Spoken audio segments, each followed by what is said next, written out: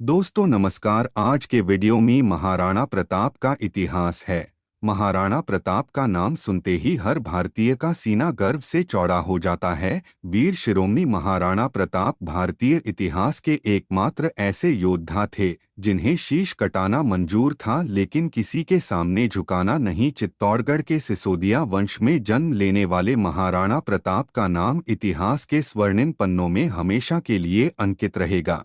महाराणा प्रताप का इतिहास हमारा गौरव है। मेवाड़ के शासक वीर शिरोमणि महाराणा प्रताप सिंह सिसोदिया का जन्म 9 मई 1540 ईस्वी विक्रम संवत 1597 ज्येष्ठ सुदी 3 इतवार को कुंभलगढ़ दुर्ग में हुआ था। महाराणा प्रताप का जन्म मेवाड़ के लिए उत्सव जैसा था।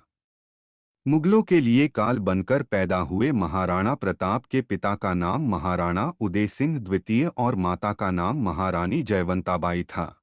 महारानी जयवंताबाई महाराणा उदय सिंह द्वितीय की पहली पत्नी थी, जिन्हें सौभाग्य से महाराणा प्रताप जैसे पुत्र रत्न की प्राप्ति हुई। बचपन से ही महाराणा प्रताप ने अध्ययन में रुचि लेना शुरू कर दिया। इसके साथ साथ महाराणा प्रताप युद्ध विद्या सीखने के लिए भी हर पल उत्साहित रहते थे। बचपन से ही महाराणा प्रताप की भुजाओं में दमखम दिखता था। बहुत जल्दी वह अस्त्र शस्त्र चलाने में माहिर हो गए। बाल्यकाल में महाराणा प्रताप को उनकी माता महारानी जयवंताबाई उनके पूर्वजों की महानता की कहानियां सुनाती थी। यहीं से महाराणा प्रताप के मन में स्वाधीनता का विचार आया। महाराणा प्रताप के पिता और मेवाड़ के शासक महाराणा उदय सिंह द्वितीय को अपनी छोटी रानी माता सज्जाबाई से अत्यधिक प्रेम था, जिसके चलते बचपन में महाराणा प्रताप को पिता का प्रेम कम मिला। महाराणा उदय सिंह और सज्जाबाई सोलंकिनी के 2 पुत्र थे, जिनका नाम शक्ति सिंह और वीरमदेव था। बचपन से ही महाराणा प्रताप और शक्ति सिंह के बीच अनबन चलती रहती थी। महाराणा उदय सिंह एक और पुत्र था जिसका नाम था जगमल या जगमाल। महाराणा प्रताप के अन्य भाई उनसे द्वेषता रखते थे, लेकिन महाराणा प्रताप सभी भाइयों को समान दृष्टि से देखते और सभी छोटे भाइयों से अथाह प्रेम करते थे। महाराणा प्रताप का राज्याभिषेक। चंद्रावत कृष्ण ने महाराणा प्रताप को समझाकर कहा कि आप किसी भी सूरत में मेवाड़ की सीमा लांघकर बाहर नहीं जाएंगे। चंद्रावती जी ने महाराणा प्रताप को उनके पुरखों की वीरता और त्याग के बारे में बताते हुए कहा कि यदि आप इन कठिन परिस्थितियों में मेवाड़ को छोड़कर चले जाएंगे तो मुगल आक्रांता अकबर आसानी के साथ राज्य हड़प लेगा। जगमाल अकबर का सामना नहीं कर पाएगा। ऐसे में बप्पा रावल के समय से चले आ रहे इस वंश का अंत हो जाएगा। आपको अपने पूर्वजों बप्पा रावल, महाराणा कुंभा, महाराणा सांगा सभी की प्रतिष्ठा और चाह को ध्यान में रखते हुए मेवाड़ का शासक बनना चाहिए ताकि इस राज्य और देश की विधियों से रक्षा की जा सके। महाराणा प्रताप ना चाहते हुए भी रुक गए। सभी सामंत जानते थे कि महाराणा उदय सिंह जी द्वितीय द्वारा गलती हुई है। मेवाड़ की प्रजा को महाराणा प्रताप से अथाह प्रेम था। महाराणा प्रताप का राज्याभिषेक 28 फरवरी 1572 ईस्वी विक्रम संवत 1628 फाल्गुन शुक्ल पक्ष पूर्णिमा के दिन हुआ था। महाराणा प्रताप के गद्दी पर बैठते ही मेवाड़ की सेना और जनता में उत्साह की लहर दौड़ गई। महाराणा उदय सिंह द्वितीय के शासनकाल में मेवाड़ की स्थिति अच्छी नहीं थी। उनके शासनकाल में महाराणा उदय सिंह ने चित्तौड़गढ़ गंवा दिया था और उदयपुर में आकर बस गए। आठ मेवाड़ के उद्धार और स्वतंत्रता के लिए महाराणा प्रताप का राज्याभिषेक विशेष महत्व रखता था। जहां महाराणा प्रताप के सिंहासन पर बैठने से आमजन और सामंत खुश थे, वहीं दूसरी तरफ जगमाल नाराज हो गया। सामंतों के मुखिया चंद्रावत कृष्ण ने अपने हाथों से महाराणा प्रताप को मुकुट पहनाते हुए तलवार भेंट की। न सिर्फ महल में बल्कि संपूर्ण मेवाड़ में महाराणा प्रताप की जय के नारे का बहुत ही गर्मजोशी के साथ उद्घोष हुआ। मेवाड़ के सिंहासन पर बैठने के बाद महाराणा प्रताप ने प्रतिज्ञा ली कि मैं मातृभूमि की रक्षा और अपने स्वाभिमान के लिए सर कटवाने के लिए तैयार हूँ। यह शीश मातृभूमि के अलावा किसी के समक्ष नहीं झुकेगा। जब अकबर का पैगाम लेकर कुंवर मानसिंह मेवाड़ पहुंचे, अकबर ने मेवाड़ में अपनी सेना भेजी जिसका सेनापति था आमेर का राजकुमार मानसिंह। मानसिंह के साथ जगन्नाथ कछवाहा, राजा गोपाल बहादुर खां, लश्कर खां, जलाल खां, बूंदी के राव हाड़ा भोज, सैयद अब्दुल्ला, मोहम्मद कुली खां आदि सरदार भी शामिल थे। अकबर ने इन नायकों को साफ संदेश दिया कि जो अधीनता स्वीकार कर लेता है उसका सम्मान करो और जो अधीनता स्वीकार नहीं करता है उससे युद्ध करके मौत के घाट उतार दिया जाए। अकबर का सेनापति मानसिंह डूंगरपुर पर विजय प्राप्त करके उदयपुर पहुंचा। यह जून 1573 ईस्वी की बात है। महाराणा प्रताप द्वारा सेनापति मानसिंह का स्वागत किया गया। मानसिंह ने अकबर का संदेश जब महाराणा प्रताप को सुनाया तो उन्होंने तत्काल इसे मानने से मना कर दिया। तरह तरह के प्रयास किए जाने के बाद भी महाराणा प्रताप टस से मस नहीं हुए। महाराणा प्रताप ने आदर पूर्वक मानसिंह को भोजन परोसा, लेकिन स्वयं उनके पास बैठकर खाना नहीं खाया और उन्हें कड़े शब्दों में कहा कि जाकर अपने फूफा को बता देना कि महाराणा प्रताप का सिर कट सकता है लेकिन किसी के सामने झुक नहीं सकता। हल्दी घाटी का युद्ध 21 मई 1576। हल्दी घाटी का युद्ध भारत के इतिहास के मुख्य युद्धों में से एक है। एक तरफ स्वाभिमान और स्वतंत्रता की लड़ाई लड़ रहे महाराणा प्रताप की सेना थी तो दूसरी तरफ मुगल आक्रांता अकबर और डरपोक मानसिंह जैसे गद्दारों की फौज शामिल थी। कुंवर मानसिंह के नेतृत्व में अकबर की सेना खमनोर के पास बनास नदी के किनारे जुटने लगी। दूसरी तरफ महाराणा प्रताप भी अपनी छोटी लेकिन बहादुर सेना के साथ युद्ध के लिए तैयार थे। 30 मई 1576 ईस्वी का दिन था। अकबर के सेनापति मानसिंह के साथ अलग अलग मोर्चों पर गाजी खान, राय लूणकरण, जगन्नाथ कच्छावा, ख्वाजा गयासुद्दीन अली, आसिफ खान और चंदावल माधव सिंह आदि मौजूद थे।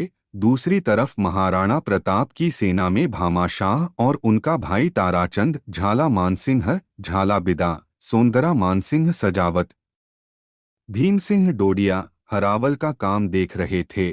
रावत कृष्णदास चुंडावत, राम सिंह राठौड़, हकीम खां सूरी, राणा पूंजा, जगन्नाथ पुरोहित, गोपीनाथ पुरोहित, कल्याण परिहार, जयमल मेहता, रतन चंद खेमावत जैसे वीर और मातृभूमि के लिए मर मिटने वाले शासक मौजूद थे। जहां महाराणा प्रताप के सैनिकों के पास सिर्फ तीर कमान, भाले, तलवारें जैसे हथियार थे, वहीं दूसरी तरफ अकबर की सेना के पास गोला बारूद और बंदूकें भी थी। 21 मई 1576 ईस्वी में महाराणा प्रताप और अकबर की सेना के बीच विश्व प्रसिद्ध हल्दी घाटी का युद्ध हुआ था, जहां महाराणा प्रताप की सेना में मात्र 20,000 सैनिक थे, वहीं दूसरी ओर अकबर की सेना में 80,000 से अधिक सैनिक थे। हल्दी घाटी में एक भीषण युद्ध की शुरुआत हो चुकी थी। दोनों तरफ से सैनिक और सेनापति जीत के लिए लड़ रहे थे। महाराणा प्रताप के लिए यह जीत बहुत महत्वपूर्ण थी। महाराणा प्रताप जीत के साथ साथ और मेवाड़ की आन बान और शान के लिए लड़ाई लड़ रहे थे। महाराणा प्रताप की तरफ से हल्दी घाटी के युद्ध में वीरता दिखाते हुए जयमल का पुत्र रामदास राठौड़ जगन्नाथ कच्छावा के साथ लड़ाई करते हुए वीरगति को प्राप्त हुआ। झाला बिदा, झाला मानसिंह और ग्वालियर के राजा राम सिंह बहुत ही बहादुरी के साथ लड़ाई लड़ रहे थे। महाराणा प्रताप अपने घोड़े चेतक पर बैठकर कुंवर मानसिंह के पास पहुंचे और अपने धनुष से एक बाण छोड़ा जो मानसिंह के बहुत करीब से निकला। मानसिंह को ऐसा लगा जैसे उसके पास से मौत गुजरी हो। अब तक युद्ध में मेवाड़ के वीर भीमसिंह डोडिया बहुत ही बहादुरी के साथ लड़ते हुए वीरगति को प्राप्त हुए। दूसरी तरफ महाराणा प्रताप की सेना का आक्रमण देखकर मुगल आक्रांता अकबर की शाही फौजी के कदम पीछे हटने लगे। अकबर की सेना में मायूसी छा गई थी। सेना की कई टुकड़ियां युद्ध भूमि को छोड़कर भागने को मजबूर हो गई। तभी वहां पर मौजूद चंदावल ने जोर जोर से शोर मचाया कि अकबर आ गया, अकबर आ गया, जिससे उनकी सेना में पुनः जोश भर गया। जब चेतक ने अपने दोनों पैर उठाकर मुगल सेनापति मानसिंह पर हमला किया तब मानसिंह के हाथी की सूंड में लगी तलवार से उसके पीछे का पैर कट गया और इसी वजह से महाराणा प्रताप को युद्ध भूमि से निकलकर गोगुंडा की तरफ जाना पड़ा। खुरासान खान और मुल्तान खान नामक दो मुगल सैनिकों ने महाराणा प्रताप का पीछा किया। यह देखकर महाराणा प्रताप के भाई शक्ति सिंह भी उनके पीछे चल पड़े और महाराणा प्रताप की जान बचाई। शक्ति सिंह ने महाराणा प्रताप से कहा कि चेतक की एक टांग कट चुकी है, आप मेरे घोड़े त्राटक को लेकर जाइए। इस युद्ध में महाराणा प्रताप की सेना में 20,000 सैनिक शामिल थे, वहीं मुगल सेना में 80,000 से अधिक सैनिक शामिल थे। हल्दी घाटी के युद्ध में हालांकि मेवाड़ की सेना को अधिक क्षति हुई, लेकिन मुगल सेना मेवाड़ पर कब्जा नहीं कर सकी। महाराणा प्रताप इस युद्ध में अपने प्रताप को दिखाते हुए मुगल सेना में खौफ पैदा कर दिया। जिस दिन यह युद्ध शुरू हुआ उसी दिन समाप्त भी हो गया। इतिहासकार कर्नल जेम्स टॉड कहते हैं कि युद्ध के बाद मुगल आक्रांता अकबर ने अपने सभी सैनिकों और सिपाहियों को उपहार स्वरूप कई तोहफे दिए, लेकिन उनके मन में यह खलल तो रह गई कि वह महाराणा प्रताप को ना तो मार सके ना ही पकड़ सके। बादशाह अकबर को यह समझ नहीं आ रहा था कि हम जीते हैं या महाराणा प्रताप ने हमें मूर्ख बनाया। इस युद्ध के बाद महाराणा प्रताप को जंगल में रहने के लिए विवश होना पड़ा। जमीन पर सोने के अतिरिक्त सूखी और घास की रोटियां खाने के लिए महाराणा प्रताप को मजबूर होना पड़ा, लेकिन वह कभी झुके नहीं। महाराणा प्रताप की युद्ध प्रणालियों में छापामार युद्ध पद्धति, जिसे गोरिल्ला युद्ध पद्धति के नाम से भी जाना जाता है, मुख्य थी। इसी छापामार युद्ध पद्धति के सहारे महाराणा प्रताप धीरे धीरे मुगलों से उन सभी क्षेत्रों को पुनः अपने अधिकार में ले लिया जिन पर अकबर की सेना ने कब्जा कर लिया था। मुगल आक्रांता अकबर के सेनापति कुंवर मानसिंह ने अपने कुछ सैनिकों को गोगुंदा में ही रहने दिया और अपने कब्जे में ले लिया। जब वह पुनः अजमेर लौट गया तब महाराणा प्रताप के सैनिकों ने आक्रमण करके गोगुंदा को पुनः कब्जे में ले लिया। हल्दी घाटी का युद्ध निर्णायक रहा। कुंभलगढ़ का युद्ध, हल्दी घाटी के युद्ध और दिवेर के युद्ध के बारे में सब जानते हैं, लेकिन कुंभलगढ़ के युद्ध के बारे में बहुत कम लोगों को जानकारी है। हल्दी घाटी के युद्ध में अकबर महाराणा प्रताप को पकड़ने में नाकामयाब रहा। ना तो अकबर महाराणा प्रताप को पराजित कर सका, ना ही उन्हें जिंदा या मुर्दा पकड़ सका, और न महाराणा प्रताप ने कभी उनकी अधीनता स्वीकार की। यही वजह रही कि छुटपुट युद्ध होते रहे, जिनमें कुंभलगढ़ का युद्ध भी महत्वपूर्ण है। अकबर अपने सेनापति शाहबाज खान के नेतृत्व में कुंभलगढ़ पर निरंतर आक्रमण करता रहा। वर्ष 1577 ईस्वी में, 1578 ईस्वी में और 1579 ईस्वी में इन युद्धों में हालांकि अकबर को जीत मिली और कुंभलगढ़ पर अधिकार कर लिया, लेकिन फिर भी महाराणा प्रताप को नहीं झुका सके। वर्ष 1580 में एक महत्वपूर्ण घटना घटित हुई जिसने महाराणा प्रताप का मान और सम्मान कई गुना बढ़ा दिया। दरअसल हुआ यह कि महाराणा प्रताप का पुत्र कुंवर अमर सिंह शेरपुर नामक स्थान पर मुगल सेनापति रहीम की बेगमों को बंदी बनाकर कैद कर दिया। जब इसकी खबर महाराणा प्रताप को लगी तो उन्हें बहुत ठेस पहुंची और उन्होंने कहा कि यह मेवाड़ के नियमों के विरुद्ध है। महाराणा प्रताप ने उन सभी बेगमों को ससम्मान मुक्त किया और कुंवर अमर सिंह को आदेश दिया कि भविष्य में इस तरह की घटना नहीं होनी चाहिए। इस बात से हम महाराणा प्रताप की महिलाओं के प्रति सम्मान की भावनाओं को देख सकते हैं। महाराणा प्रताप और अकबर का अंतिम युद्ध। वर्ष 1585 महाराणा प्रताप और अकबर के बीच अंतिम युद्ध लड़ा गया, या फिर ऐसा कहें कि अकबर ने महाराणा प्रताप के खिलाफ 1585 में अंतिम बार आक्रमण किया था। इस युद्ध में मुगल सेना का सेनापति था जगन्नाथ कछवाहा। इस युद्ध में भी अकबर को सफलता नहीं मिली। इसके बाद महाराणा प्रताप ने चावंड को राजधानी बनाया। चावंड उदयपुर में स्थित चामुंडा माता के मंदिर का निर्माण महाराणा प्रताप ने ही करवाया था। इतिहासकार बताते हैं कि अकबर की बड़ी मुगल सेना के सामने भी डटकर लड़ने वाले महाराणा प्रताप ने सिर्फ मांडलगढ़ और चित्तौड़गढ़ को छोड़कर संपूर्ण मेवाड़ को पुनः आजाद करवाया।